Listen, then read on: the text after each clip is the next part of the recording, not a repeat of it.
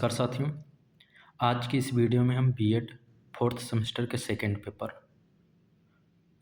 जो 2025 में आए हुए क्वेश्चन है प्रीवियस ईयर, उन क्वेश्चन को देखेंगे। तो पेपर का नाम है concurrent issues of education in India, Hindi में भारत में शिक्षा के समवर्ती मुद्दे। ठीक, टोटल 100 क्वेश्चन होंगे आज के इस वीडियो में, जो 2025 में आए हुए प्रश्न हैं। ठीक है, तो वीडियो स्टार्ट करते हैं। प्रश्न संख्या 1 है, निम्नलिखित में से कौन सा भारत में दूरस्थ शिक्षा के सामने एक प्रमुख मुद्दा है? कक्षाओं में उच्च छात्र शिक्षक अनुपात, ऑनलाइन शिक्षण प्लेटफॉर्म की कमी, प्रौद्योगिकी और इंटरनेट कनेक्टिविटी तक सीमित पहुंच, शहरी विश्वविद्यालयों में भीड़भाड़। तो भारत में दूरस्थ शिक्षा के सामने प्रमुख मुद्दा क्या होगा? प्रौद्योगिकी और इंटरनेट कनेक्टिविटी तक सीमित पहुंच। Option number C, limited access to technology and internet connectivity. अगला प्रश्न देखते हैं, कौन सा संगठन भारत में दूरस्थ और खुली शिक्षा को नियंत्रित करता है? UGC, DEB, AICTE, CBSE, NCTE. तो भारत में दूरस्थ और खुली शिक्षा को नियंत्रित कौन करता है? UGC, DEB. Option number A right answer होगा। अगला प्रश्न है, डाइट्स की स्थापना मुख्यतः निम्नलिखित के लिए की गई थी? विश्वविद्यालय शिक्षा, डॉक्टरेट स्तर का अनुसंधान, जिला स्तरीय शिक्षक प्रशिक्षण और शिक्षा सुधार, राष्ट्रीय शिक्षा सुधार। तो डाइट्स की स्थापना मुख्यतः किसके लिए की गई थी? जिला स्तरीय शिक्षक प्रशिक्षण और शिक्षा सुधार। ऑप्शन नंबर सी राइट होगा। अगला प्रश्न है, प्रश्न संख्या 4, निम्नलिखित में से कौन सा भारत में मुक्त एवं दूरस्थ शिक्षा ओडीएल का फुल फॉर्म क्या होगा? ओपन एंड डिस्टेंस लर्निंग में एक समवर्ती मुद्दा है? शिक्षार्थियों की कम सहभागिता और उच्च ड्रॉप आउट दर, छात्र स्वायत्तता का अभाव, बहुत अधिक प्रशिक्षित संकाय, भौतिक पाठ्यपुस्तकों का अत्यधिक उपयोग। तो कौन सा इसमें होगा राइट आंसर? ऑप्शन नंबर ए, भारत में मुक्त एवं दूरस्थ शिक्षा के में एक समवर्ती मुद्दा है शिक्षार्थियों की कम सहभागिता और उच्च ड्रॉप आउट दर। Option number A right answer. अगला प्रश्न है, भारत में खुली शिक्षा को बढ़ावा देने वाली एक महत्वपूर्ण सरकारी पहल क्या है? पीएमकेवीवाई, स्वयं, एनपीटीईएल, आरयूएसए। तो भारत में खुली शिक्षा को बढ़ावा देने वाली महत्वपूर्ण सरकारी पहल क्या है? स्वयं। ऑप्शन नंबर बी राइट होगा। अगला प्रश्न है, भारत में तकनीकी और व्यावसायिक शिक्षा के सामने प्रमुख चुनौती क्या है? उदार कलाओं पर अत्यधिक जोर, अंतर्राष्ट्रीय संकाय की कमी, ग्रामीण कॉलेजों की अधिकता, प्रशिक्षण और उद्योग की जरूरतों के बीच कौशल का बेमेल होना। तो क्या होगा इसका right answer? Option number D, Bharat में तकनीकी और व्यावसायिक शिक्षा के सामने प्रमुख चुनौती है प्रशिक्षण और उद्योग की जरूरतों के बीच कौशल का बेमेल होना। ऑप्शन डी राइट होगा। नेक्स्ट प्रश्न है, किस सरकारी पहल का उद्देश्य भारत में कौशल विकास और व्यावसायिक प्रशिक्षण को बढ़ावा देना है? बेटी बचाओ बेटी पढ़ाओ, पीएमकेवीवाई, मध्याह्न भोजन योजना, डिजिटल इंडिया। तो किस सरकारी पहल का उद्देश्य भारत में कौशल विकास और व्यावसायिक प्रशिक्षण को बढ़ावा देना है? PMKVY. Option number B right होगा। पीएमकेवीवाई का फुल फॉर्म है Pradhan Mantri Kaushal Vikas Yojana. Option number B right answer. अगला प्रश्न है, किस नीति के तहत प्राथमिक शिक्षा के सार्वभौमिकरण पर जोर दिया गया? NEP 1986, RTE अधिनियम 2009, NEP 2020, कोठारी आयोग। तो किस नीति के तहत प्राथमिक शिक्षा के सार्वभौमिकरण पर जोर दिया गया? NEP 1986, national education policy 1986। Bharat में उच्च शिक्षा के छात्रों के लिए एक प्रमुख शैक्षणिक चुनौती है। पाठ्यक्रम विकल्पों की कमी, पुराना पाठ्यक्रम, बहुत अधिक परीक्षाएं, सख्त अनुशासन नीतियां। तो राइट आंसर क्या होगा? पुराना पाठ्यक्रम। Option number B right, outdated curriculum. अगला प्रश्न है, NEP 1992 ने शिक्षा को एक उपकरण के रूप में महत्व दिया। केवल औद्योगिक विकास, मनोरंजन, व्यक्तिगत मनोरंजन, सामाजिक और राष्ट्रीय एकीकरण, धार्मिक प्रचार। तो NEP 1992 ने शिक्षा को एक उपकरण के रूप में महत्व दिया। किसको? सामाजिक और राष्ट्रीय एकीकरण। ऑप्शन नंबर सी राइट होगा, सोशल एंड नेशनल इंटीग्रेशन। अगला प्रश्न है, भारतीय शिक्षा में NCTE की मुख्य भूमिका क्या है? स्कूल परीक्षा आयोजित करना, शिक्षक शिक्षा को विनियमित करना और शिक्षक प्रशिक्षण के लिए मानक निर्धारित करना, स्कूल की पाठ्यपुस्तकों का डिजाइन करना, विश्वविद्यालय प्रवेश का प्रबंधन। तो NCTE का मुख्य काम क्या है? मुख्य भूमिका शिक्षक शिक्षा को विनियमित करना और शिक्षक प्रशिक्षण के लिए मानक निर्धारित करना। ऑप्शन नंबर बी राइट होगा। अगला प्रश्न है, भारत में उच्च शिक्षा संस्थानों को मान्यता देने के लिए कौन सी एजेंसी जिम्मेदार है? NCTE, NCERT, SERT या NAAC? तो भारत में उच्च शिक्षा संस्थानों को मान्यता देने के लिए NAAC जिम्मेदार है, NAAC। Option number D right होगा। अगला प्रश्न है, NUEPA जिसे अब NIEPA के नाम से जाना जाता है, मुख्य रूप से निम्नलिखित पर ध्यान केंद्रित करता है: पाठ्यक्रम विकास, परीक्षा बोर्ड प्रबंधन, शैक्षिक योजना और प्रशासन, शिक्षक भर्ती। तो न्यूपा जो अब किसके नाम से जाना जाता है? Nipah, mainly focus on educational planning and administration, शैक्षिक योजना और प्रशासन। ऑप्शन नंबर सी राइट होगा। बढ़ते हैं अगले प्रश्न पर। खुली शिक्षा का एक प्रमुख लाभ यह है, यह केवल शहरी छात्रों के लिए उपलब्ध है। गलत। यह सीखने में लचीलेपन को सीमित करती है। यह शिक्षण संसाधनों तक मुफ्त और लचीली पहुंच प्रदान करती है। इसके लिए पूर्णकालिक कक्षा उपस्थिति की आवश्यकता होती है। गलत। तो सबसे बेस्ट आंसर क्या होगा? ऑप्शन नंबर सी राइट होगा। It provides free and flexible access to learning resources. अगला प्रश्न है, उच्च शिक्षा में भाषा संबंधी बाधा मुख्यतः निम्नलिखित को प्रभावित करती है: ग्रामीण एवं क्षेत्रीय भाषा के छात्र, अंग्रेजी माध्यम स्कूलों के छात्र, शहरी छात्र, केवल अंतर्राष्ट्रीय छात्र। तो भाषा मुख्यतः किसको प्रभावित करती है? ग्रामीण एवं क्षेत्रीय भाषा के छात्रों को। ऑप्शन नंबर ए राइट होगा। अगला प्रश्न है, स्कूली शिक्षा के लिए NEP 2020 द्वारा पेश की गई शैक्षिक संरचना क्या है? शैक्षिक संरचना होगी 5+3+3+4।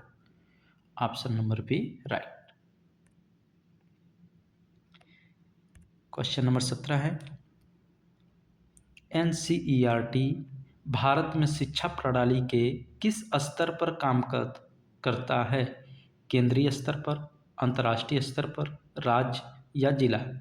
तो NCERT भारत में केंद्रीय स्तर पर काम करता है, सेंट्रल लेवल पर। ऑप्शन नंबर ए राइट होगा।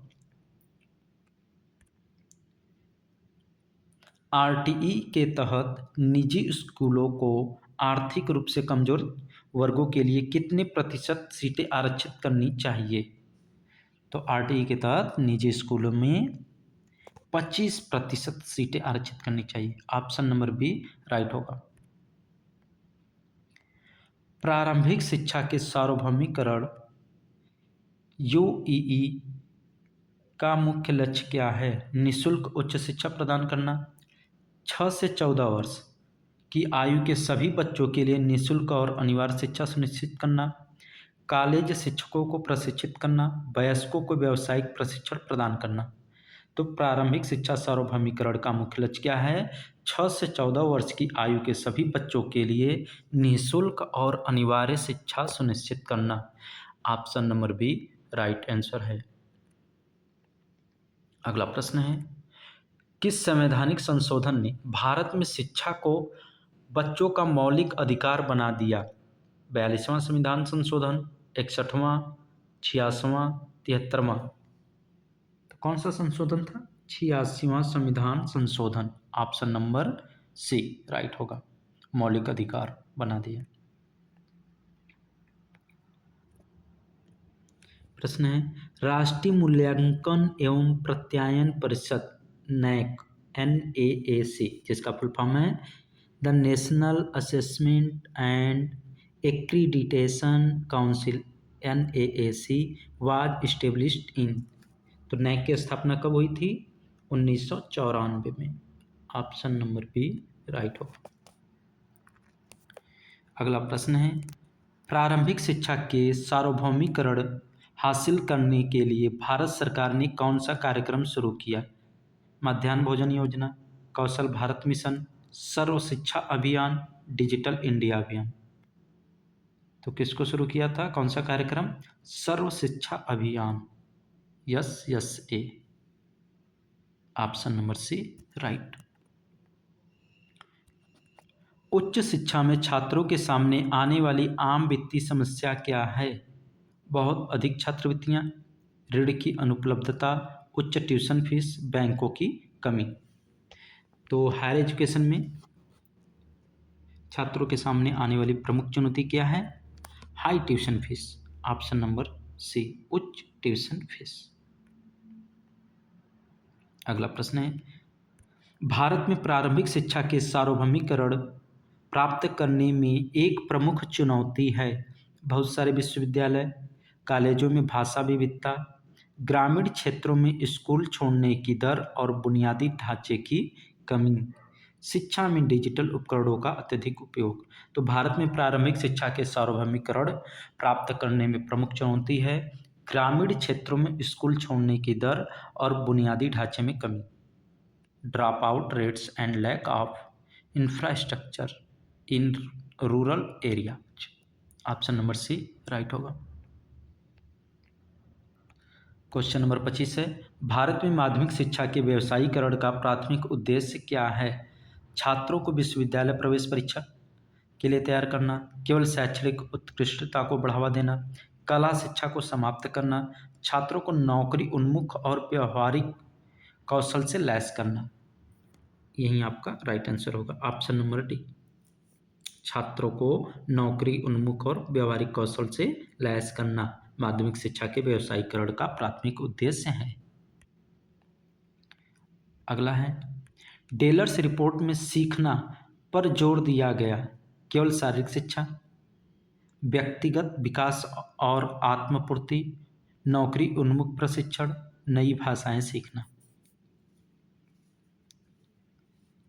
तो किस पर जोर दिया गया? व्यक्तिगत विकास और आत्मपूर्ति पर। डेलर्स रिपोर्ट में सीखना जो है शब्द, इस पे किस पे जोर दिया गया? व्यक्तिगत विकास और आत्मपूर्ति। Option number B right.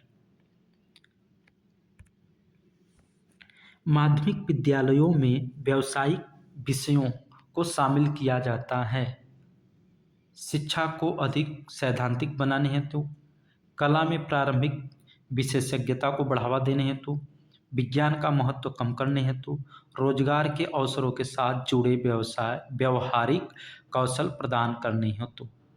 यही आपका राइट आंसर होगा। माध्यमिक विद्यालयों में व्यावसायिक विषयों को शामिल किया जाता है ताकि रोजगार के अवसरों के साथ व्यावहारिक कौशल प्रदान किया जा सके। ऑप्शन नंबर डी राइट होगा। शिक्षा का व्यावसायीकरण मुख्यतः किससे संबंधित है? केवल सरकारी संस्थाओं द्वारा प्रदान की जाने वाली शिक्षा, शिक्षा को लाभ कमाने का व्यवसाय मानना, सभी के लिए मुफ्त शिक्षा, केवल कला पर केंद्रित शिक्षा। तो शिक्षा का व्यवसायीकरण मुख्यतः शिक्षा को लाभ कमाने का व्यवसाय मानना। Option number B right answer. 29 number प्रश्न है, भारत में शिक्षा के निजीकरण का नकारात्मक प्रभाव क्या है? सरकारी नियंत्रण में वृद्धि, समाज के सभी वर्गों के लिए बेहतर पहुंच, शिक्षा की लागत में वृद्धि के कारण गरीब छात्रों के लिए इससे वहन करना मुश्किल हो गया है, सार्वजनिक वित्त पोषण में वृद्धि। भारत में शिक्षा के निजीकरण का नकारात्मक प्रभाव क्या है? शिक्षा की लागत में वृद्धि के कारण गरीब छात्रों के लिए इसे वहन करना मुश्किल हो गया है। Option number C right answer. शिक्षा के स्तर में गिरावट का एक प्रमुख परिणाम यह है: उच्च साक्षरता दर, निजी क्षेत्रों की नौकरियों में वृद्धि, स्नातकों में बेरोजगारी की दर में वृद्धि, स्कूल नामांकन में वृद्धि। तो शिक्षा के स्तर में गिरावट का प्रमुख परिणाम क्या है? स्नातकों में बेरोजगारी की दर में वृद्धि। Option number C right answer. दूरस्थ शिक्षा को बढ़ावा देने के लिए इग्नू की स्थापना किस वर्ष की गई थी? तो दूरस्थ शिक्षा को बढ़ावा देने के लिए इग्नू की स्थापना 1985 में की गई थी। ऑप्शन नंबर ए राइट होगा। और इग्नू का मुख्यालय कहाँ पर है? नई दिल्ली में।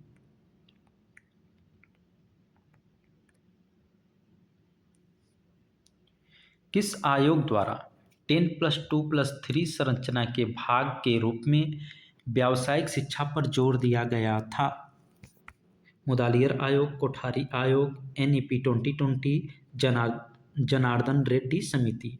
तो किस आयोग के द्वारा 10+2+3 संरचना के भाग के रूप में व्यावसायिक शिक्षा पर जोर दिया गया था?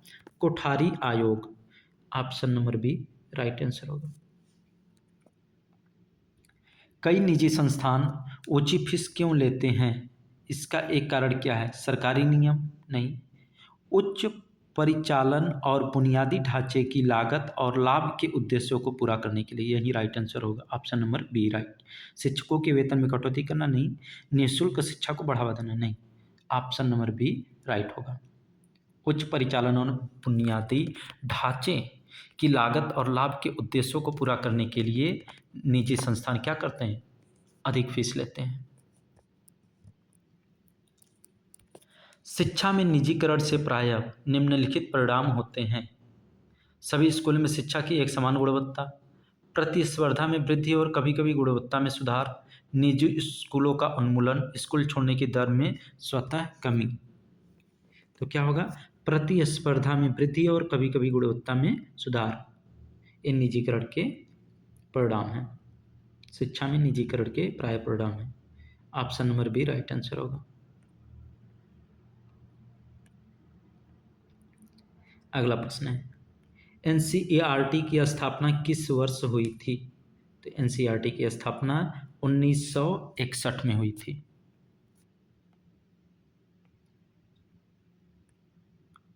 प्रश्न संख्या 36 है,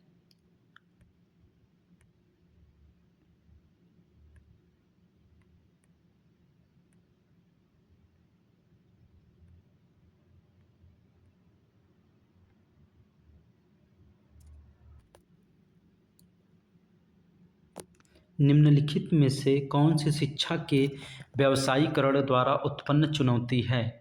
व्यापक निःशुल्क शिक्षा, लाभ के कारण शिक्षा की गुणवत्ता से समझौता, बेहतर शिक्षक प्रशिक्षण कार्यक्रम, अधिक सरकारी वित्त पोषण।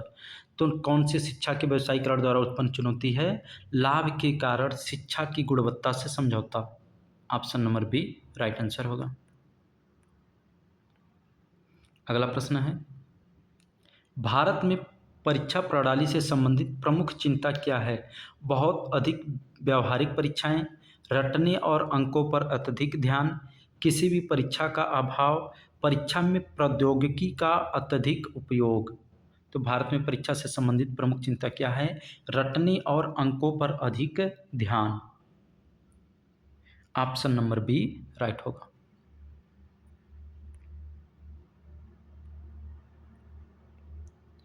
अगला प्रश्न है, भारत में वर्तमान परीक्षा प्रणाली की प्रमुख आलोचना क्या है?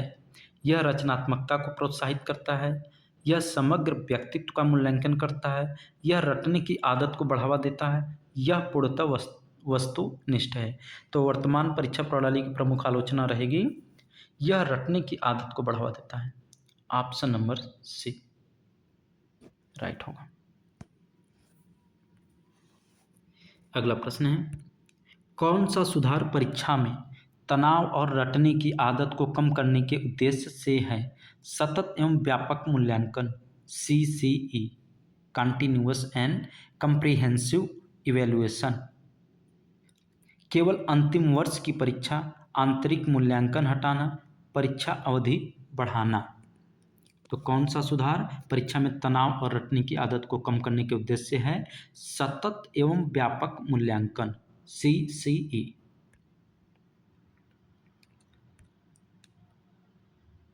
प्राथमिक स्तर पर पाठ्यक्रम के अत्यधिक बोझ के कारण निम्नलिखित परिणाम हो सकते हैं। बेहतर ग्रेड नहीं, उच्च प्रतिधारणा नहीं, छात्र वियोग और पढ़ाई छोड़ देना, यही राइट आंसर होगा। बड़ी भागीदारी नहीं, option number C right answer होगा। अत्यधिक बोझ से क्या होगा? छात्र को रुचि हट जाएगी और पढ़ाई छोड़ देगा।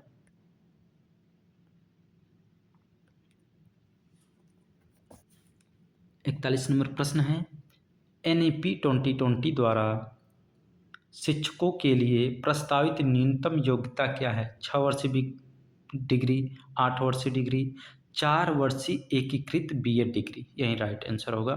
4 year integrated BEd degree, option number C right answer.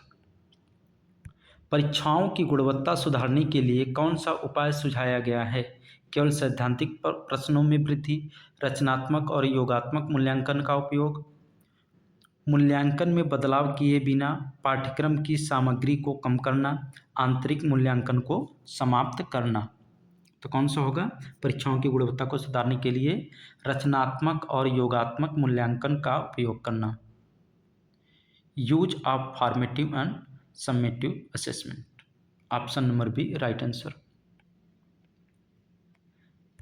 परीक्षा मानकों पर व्यवसायीकरण का क्या परिणाम होता है? परीक्षा मानकों पर व्यवसायीकरण का क्या परिणाम होता है? परिणामों में बेहतर पारदर्शिता, सभी के लिए गुणवत्तापूर्ण शिक्षा तक पहुंच बढ़ाना, संस्थानों पर उच्च उत्तीर्ण दर बनाए रखने का दबाव, कभी कभी मानकों से समझौता करना पड़ता है, सभी स्कूलों में एक समान पाठ्यक्रम। तो राइट आंसर क्या होगा?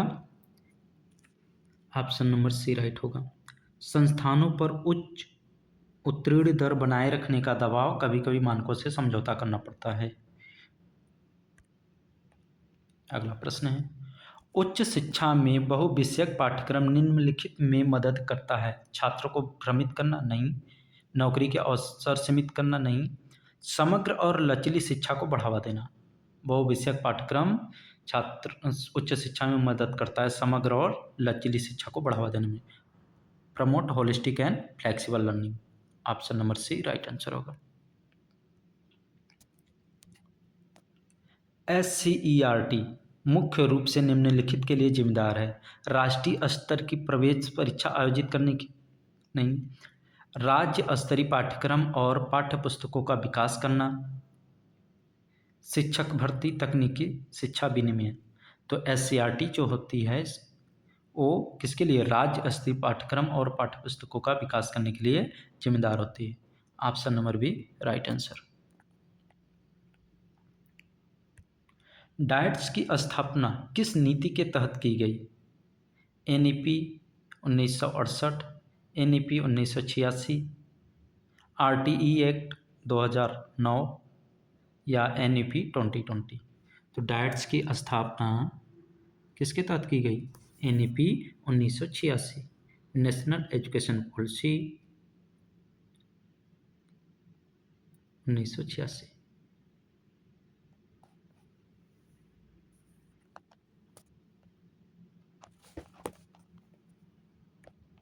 माध्यमिक स्तर पर स्कूल छोड़ने की दर अक्सर अधिक होती है क्योंकि बहुत अधिक सह पाठ्यक्रम गतिविधियाँ, कठोर परीक्षा प्रणाली और शैक्षणिक दबाव, इंटरैक्टिव कक्षा सत्र, छात्रवृत्ति और प्रोत्साहन। तो क्या होगा? कठोर परीक्षा प्रणाली और शैक्षणिक दबाव। ऑप्शन नंबर बी राइट होगा इसमें। अगला प्रश्न है, उच्च शिक्षा में ड्रॉप आउट को कम करने की एक प्रमुख रणनीति है व्यावहारिक परीक्षा हटाना, अनिवार्य उपस्थिति, विषय विकल्पों को कम करना, अकादमिक ऋण बैंकों की स्थापना। तो उच्च शिक्षा में ड्रॉप आउट कम करने की प्रमुख रणनीति क्या होगी? अकादमिक ऋण बैंकों की स्थापना। Option number D. NEP 2020 में जोर दिया गया है बहुविषयक और समग्र शिक्षा, केवल केंद्रीकृत शिक्षा, केवल वैज्ञानिक और प्रौद्योगिकी शिक्षा, विनियमन के बिना निजीकरण नहीं। ऑप्शन नंबर ए राइट होगा, बहुविषयक और समग्र शिक्षा।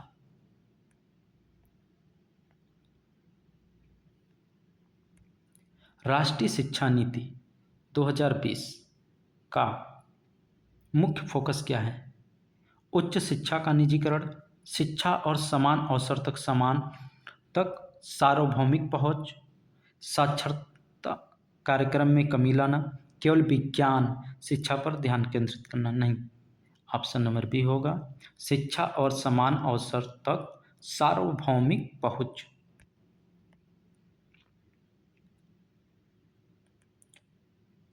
उन्नीस के बाद राष्ट्रीय शिक्षा नीति में संशोधन किस वर्ष हुआ? 1988, 1992, 2000 या 2012 में? तो 1986 के बाद राष्ट्रीय शिक्षा नीति में 1992 में संशोधन होगा। राइट आंसर होगा ऑप्शन नंबर बी। ग्रामीण क्षेत्रों में प्राथमिक स्तर पर पढ़ाई छोड़ने का सबसे आम कारण क्या है? इंटरनेट की सुविधा का अभाव नहीं, विषयों में रुचि की कमी नहीं, आर्थिक बाधाएं, पारिवारिक श्रम। यही राइट आंसर होगा ऑप्शन नंबर सी। निम्नलिखित में से कौन सा माध्यमिक शिक्षा में लड़कियों के बीच पढ़ाई छोड़ने का प्रमुख कारण है? खराब बुनियादी ढांचा, उच्च शुल्क, लिंग पूर्वाग्रह और कम उम्र में विवाह, इंटरनेट की कमी। तो माध्यमिक शिक्षा में लड़कियों की पढ़ाई बीच में छोड़ने का प्रमुख कारण क्या है? लिंग पूर्वाग्रह और कम उम्र में विवाह, लिंग gender bias and early marriage. निम्नलिखित में से कौन सर्व शिक्षा अभियान SSA का मुख्य उद्देश्य है? उच्च शिक्षा अनुसंधान को बढ़ावा देना, बच्चों को निःशुल्क और अनिवार्य शिक्षा प्रदान करना, सिविल सेवाओं के लिए प्रतियोगी परीक्षा आयोजित करना, विश्वविद्यालय स्तर पर दूरस्थ शिक्षा को बढ़ावा देना नहीं। तो सर्व शिक्षा अभियान का मुख्य उद्देश्य है बच्चों को निःशुल्क और अनिवार्य शिक्षा प्रदान करना, provide free and compulsory education to children. कौन सी समस्या शैक्षणिक मानकों के ह्रास में योगदान देती है? समग्र शिक्षा, बहुविध मूल्यांकन विधियों का उपयोग, सामूहिक नकल और परीक्षा में गड़बड़ी, शिक्षक प्रशिक्षण कार्यक्रम। तो शैक्षिक मानकों के ह्रास में सामूहिक नकल और परीक्षा में गड़बड़ी यही योगदान देती है। Option number C right answer. NEP 2020 का उद्देश्य किस भाषा दृष्टिकोण से शिक्षा को बढ़ावा देना है? केवल अंग्रेजी नहीं, बहुभाषिक और मातृभाषा, घरेलू भाषा, शिक्षण कक्षा 5 तक। यही होगा right answer. Option number B right होगा। अगला प्रश्न है, किस नीति ने सतत और व्यापक मूल्यांकन CCE की शुरुआत की? NEP 1986, NEP 1992, NEP 2020। प्रयुक्त में से कोई नहीं। क्या होगा right answer? NEP 1986। Option number A right होगा। अगला प्रश्न है, माध्यमिक शिक्षा में बर्बादी और ठहराव का एक प्रमुख कारण है उन्नत पाठ्यक्रम, प्रभावी स्कूल प्रबंधन, माता पिता के सहयोग का अभाव और गरीबी, ऑनलाइन शिक्षण प्रणाली। तो माध्यमिक शिक्षा में बर्बादी और ठहराव का एक प्रमुख कारण क्या होगा? माता पिता के सहयोग का अभाव और गरीबी। Option number C right answer होगा। सर्व शिक्षा अभियान कब शुरू किया गया था? 1995, 2001, 2005 या 2010? तो सर्व शिक्षा अभियान 2001 में शुरू किया गया था। डेलर्स रिपोर्ट किस संगठन द्वारा प्रकाशित की गई थी? यूनेस्को, यूनिसेफ, विश्व बैंक, IMF? तो डेलर्स रिपोर्ट यूनेस्को द्वारा प्रकाशित की गई थी। जनार्दन रेड्डी समिति निम्नलिखित में से किस क्षेत्र से संबंधित थी? महिला सशक्तिकरण, शैक्षिक सुधार, शिक्षक शिक्षा या व्यावसायिक प्रशिक्षण? तो जनार्दन रेड्डी समिति एजुकेशनल रिफॉर्म, शैक्षिक सुधार से संबंधित थी। ऑप्शन नंबर बी राइट होगा।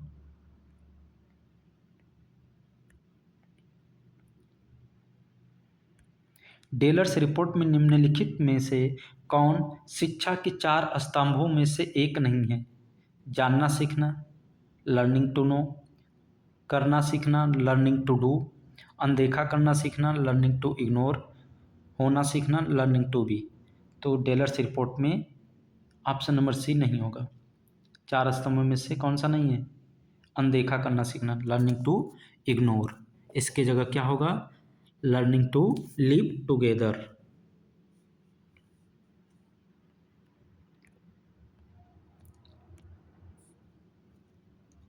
निम्नलिखित में से कौन सी माध्यमिक स्तर पर व्यावसायिक शिक्षा को बढ़ावा देने के लिए एक सरकारी पहल है?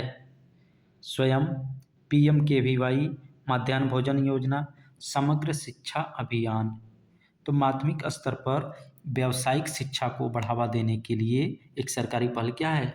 PMKVY। ऑप्शन नंबर बी, प्रधानमंत्री कौशल विकास योजना। कौन सी स्तंभ कौशल और व्यावहारिक अनुप्रयोग पर केंद्रित है? जानना सीखना, सीखना, साथ साथ रहना सीखना या करना सीखना? तो कौन सा स्तंभ कौशल और व्यावहारिक अनुप्रयोग पर केंद्रित है? करना सीखना, learning to do. Janardhan Reddy समिति की सिफारिशों के परिणाम स्वरूप निम्नलिखित का विकास हुआ?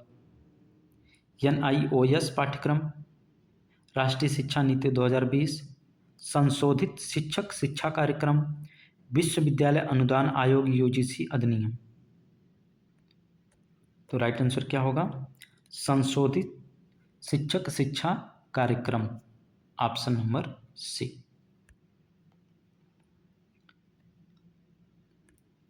RTE अधिनियम 2009 निम्नलिखित आयु वर्ग के बच्चों के लिए शिक्षा निःशुल्क और अनिवार्य बनाता है?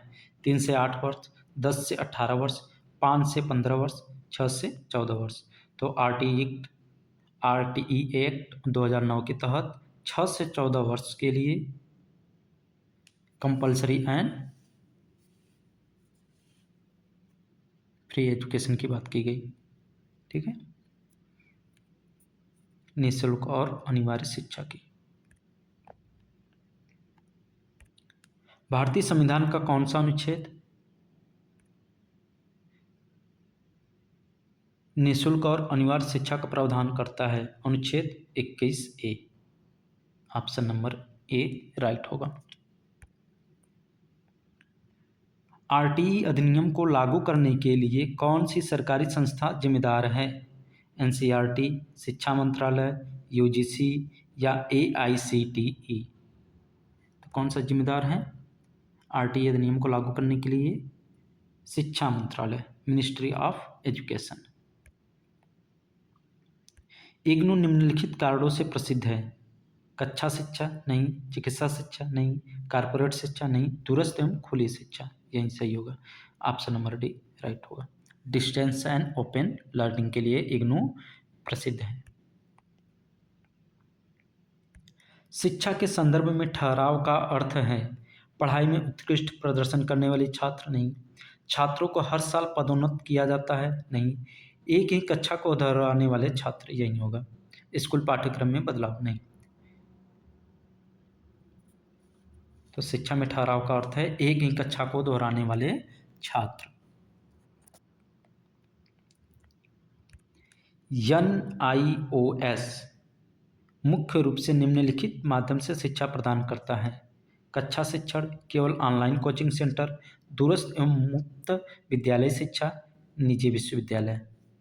क्या होगा? NIOS provides education primarily through किसके थ्रू? Distance and open schooling. NIOS मुख्य रूप से दूरस्थ एवं मुक्त विद्यालय शिक्षा के माध्यम से शिक्षा प्रदान करता है। ऑप्शन सी राइट होगा।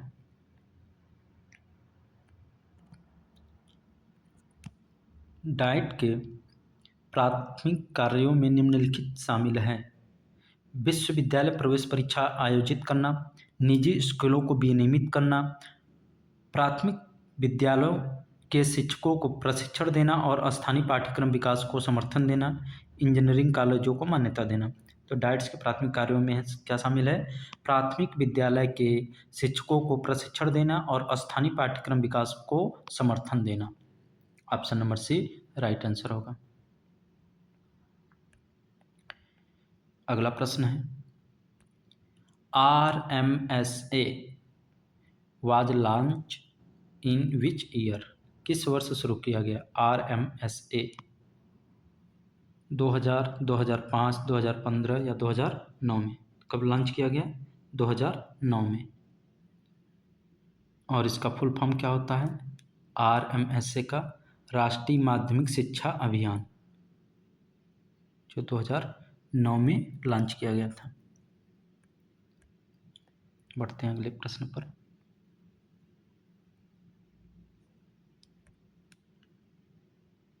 NIOS के कामकाज की देखरेख कौन सा मंत्रालय करता है? महिला एवं बाल विकास मंत्रालय, कौशल विकास मंत्रालय, शिक्षा मंत्रालय, सामाजिक न्याय मंत्रालय। तो NIOS के कामकाज को शिक्षा मंत्रालय देखता है, मिनिस्ट्री ऑफ एजुकेशन। किस राज्य में SCERT की मुख्य भूमिका है? किसी राज्य में SCERT की मुख्य भूमिका है? राष्ट्रीय स्तर की प्रतियोगी परीक्षाएं आयोजित करना? नहीं। राज्य स्तरीय पाठ्यक्रम और पाठ्यपुस्तकें विकसित करना। यही राइट आंसर होगा। विश्वविद्यालय प्रवेश का प्रबंधन? नहीं। निजी स्कूलों को मान्यता देना? नहीं। ऑप्शन नंबर बी राइट होगा। राज्य स्तरीय पाठ्यक्रम और पाठ्यपुस्तकें विकसित करना SCERT का मुख्य उद्देश्य है। RMSA राष्ट्रीय माध्यमिक शिक्षा अभियान का लक्ष्य कम करना है माध्यमिक शिक्षा में ड्रॉप आउट दरें, प्राथमिक विद्यालयों में नामांकन, कॉलेजों की संख्या, शिक्षकों की संख्या। तो लक्ष्य का क्या कम करना है? माध्यमिक शिक्षा में ड्रॉप आउट दरें। Option number A right answer होगा। RMSA निम्नलिखित में सुधार पर ध्यान केंद्रित करता है। केवल शहरी स्कूल, केवल निजी स्कूल, माध्यमिक विद्यालयों की बुनियादी संरचना और गुणवत्ता, केवल शिक्षकों का वेतन।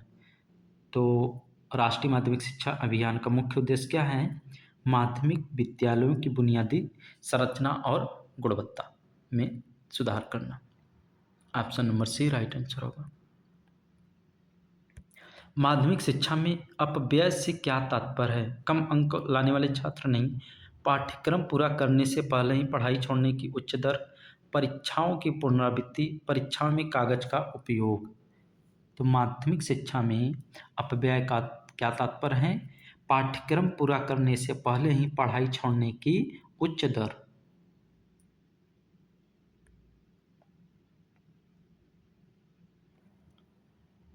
भारत में स्कूल स्तर का पाठ्यक्रम विकसित करने के लिए मुख्य रूप से कौन सा निकाय जिम्मेदार है? इग्नू, जनार्दन रेड्डी समिति, एनसीईआरटी या एनआईओएस? भारत में स्कूल स्तर का पाठ्यक्रम विकसित करने का कौन सा निकाय जिम्मेदार है? NCERT. NCERT option number C. NAAC किस संगठन के अंतर्गत काम करता है? AICTE, NCTE, UGC, CBSE? तो नैक किस संगठन के अंतर्गत काम करता है? यूजीसी के, यूनिवर्सिटी ग्रांट कमीशन के तहत। भारत में एनईपी 2020 में फाउंडेशन स्टेज आमतौर पर किस उम्र में शुरू होती है? 3 वर्ष, 5 वर्ष, 6 वर्ष या 7 वर्ष? तो फाउंडेशन स्टेज होती है एनईपी 2020 में 3 वर्ष से शुरू। ऑप्शन नंबर ए राइट होगा। भारत में प्राथमिक शिक्षा का एक प्रमुख उद्देश्य क्या है? विश्व में विशेषज्ञता, बहुभाषिक और साक्षरता को बढ़ावा देना, औद्योगिक प्रशिक्षण, प्रवेश परीक्षा की तैयारी।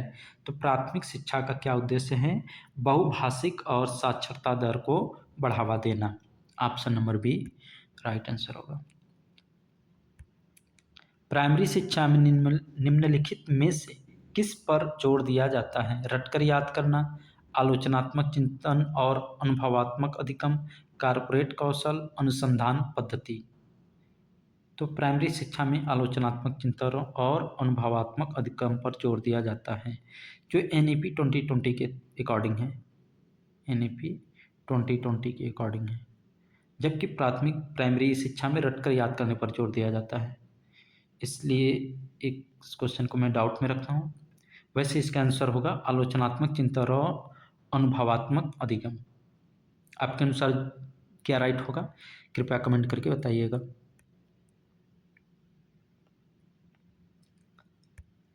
राष्ट्रीय शिक्षा नीति एनईपी 1992 का मुख्य फोकस क्या था? सभी शैक्षणिक संस्थानों का निजीकरण, केवल दूरस्थ शिक्षा को बढ़ावा देना, प्रारंभिक शिक्षा का सार्वभौमिकरण, स्कूलों में सेमेस्टर प्रणाली की शुरुआत। क्या होगा इसका? प्रारंभिक शिक्षा का सार्वभौमिकरण, एनईपी 1992 का मुख्य फोकस है प्रारंभिक शिक्षा का सार्वभौमिकरण।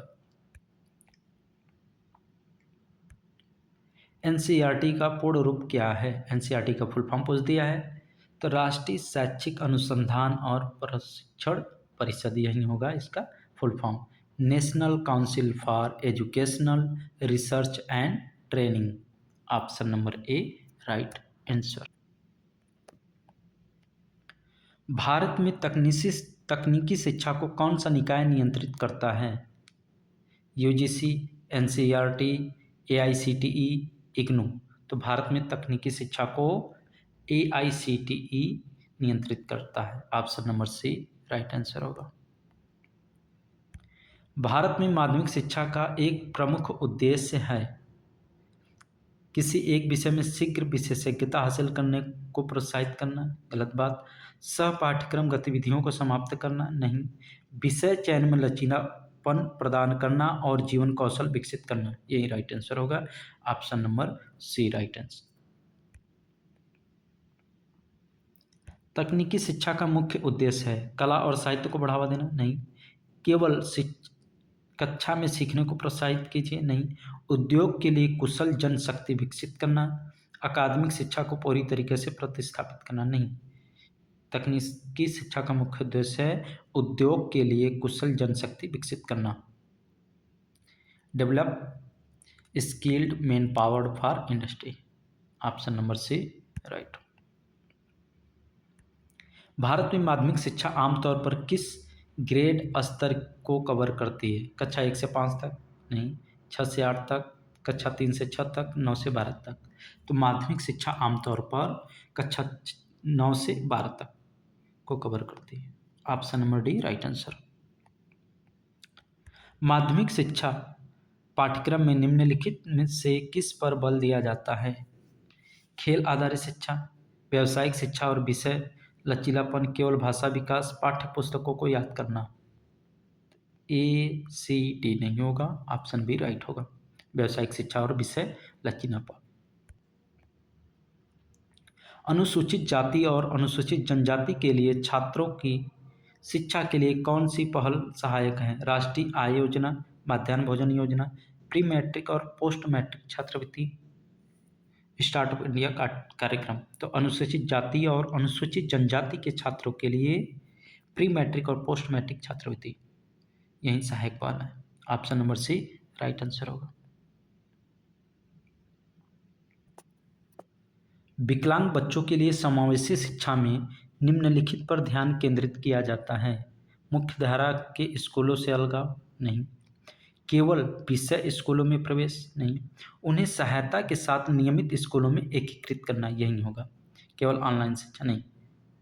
Option number C right answer होगा। विकलांग बच्चों के लिए समावेशी शिक्षा में उन्हें सहायता के साथ नियमित स्कूलों में एकीकृत करने पर ध्यान केंद्रित किया जाता है। किस समिति रिपोर्ट ने स्कूल बैग के बोझ को कम करने की आवश्यकता पर प्रकाश डाला? यशपाल समिति, कोठारी आयोग, मुदालियर आयोग या जनार्दन रेड्डी समिति? तो किसने जोर डाला था? यशपाल समिति, जो 1992-93 में आई थी। कोठारी आयोग 1964, मुदालियर आयोग 1952-53, जनार्दन रेड्डी 1992 में, सॉरी 1992। तो इसका राइट आंसर होगा यशपाल समिति। अगला प्रश्न है, उच्च शिक्षा, चिकित्सा और कानून को छोड़कर विनियमित करने के लिए कौन सी संस्था प्रस्तावित है? सीबीएसई, एनसीटीई, यूजीसी या एनएचईआरसी? तो उच्च शिक्षा, चिकित्सा और कानून को छोड़कर को विनियमित करने के लिए कौन सी संस्था प्रस्तावित है? NHERC. Option number D right होगा। भारत के उच्च शिक्षा सुधारों में निम्नलिखित में से किस पर जोर दिया गया है? संकीर्ण विषय फोकस, बहुविषयक संस्थान और शैक्षणिक क्रेडिट हस्तांतरण, केवल केंद्रीकृत पाठ्यक्रम, स्मरण आधारित मूल्यांकन? तो राइट आंसर होगा ऑप्शन नंबर बी, बहुविषयक संस्थान और शैक्षणिक क्रेडिट हस्तांतरण। भारत में शिक्षक शिक्षा में निम्नलिखित में से कौन सी एक प्रमुख चुनौती है? छात्रों की रुचि का अभाव, विदेशी भाषा शिक्षकों की कमी, शिक्षण प्रशिक्षण संस्थानों की अपर्याप्त गुणवत्ता, स्कूल में डिजिटल उपकरणों का अत्यधिक उपयोग? तो क्या होगा? शिक्षक प्रशिक्षण संस्थानों की अपर्याप्त गुणवत्ता, ऑप्शन नंबर सी। अगला प्रश्न है, स्कूल बैग का वजन कम करने का एक उपाय यह है? अधिक होमवर्क जोड़ना? नहीं। पाठ्य पुस्तक का आकार बढ़ाना? नहीं। डिजिटल सामग्री और लॉकर का उपयोग, स्कूल का समय बढ़ाना? तो स्कूल बैग का वजन कम करने का उपाय क्या होगा? डिजिटल सामग्री और लॉकर का उपयोग।